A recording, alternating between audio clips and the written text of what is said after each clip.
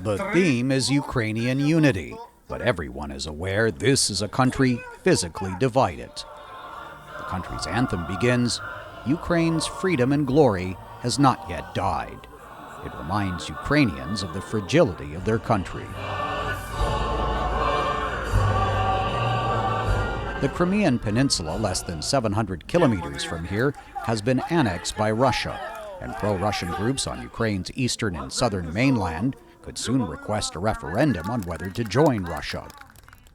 A month after deadly street protests drove out the country's pro-Russian president, the situation is anything but normal. Maidan, which means square, has been Ukraine's nerve center for public political activity since the fall of the Soviet Empire. Those here say they expect to remain for months, perhaps even past the May 25th presidential election.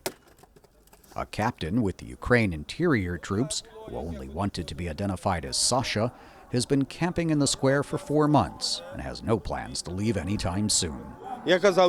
I will lay down my life here. 4 more will too, because we are Ukrainians. We are the nation.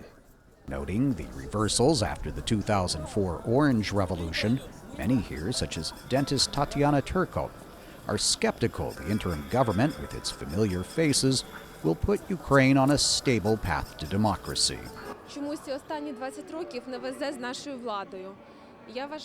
For 20 years, we have not been lucky with any government we have had. The movement in this square is a chance for us now to finally be able to reach freedom and equality. No more of our young men should have to die. While the Maidan demonstrations, which began last November, were generally viewed globally as a pro-European and anti-Russian movement, the participants say it is more than that. Writer and poet Maria Vlad explains the demonstrators yearn for rule of law in a country where corruption became systemic.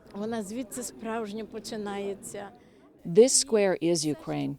Here, the real Ukraine begins.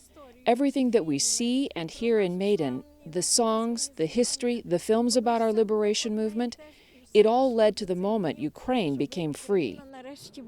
Historic change is occurring quickly.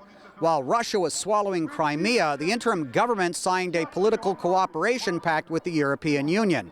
In this square, Ukrainian loyalists can only wonder what the coming days will bring, either a new era in alignment with Europe or further division of the country because of Russian occupation.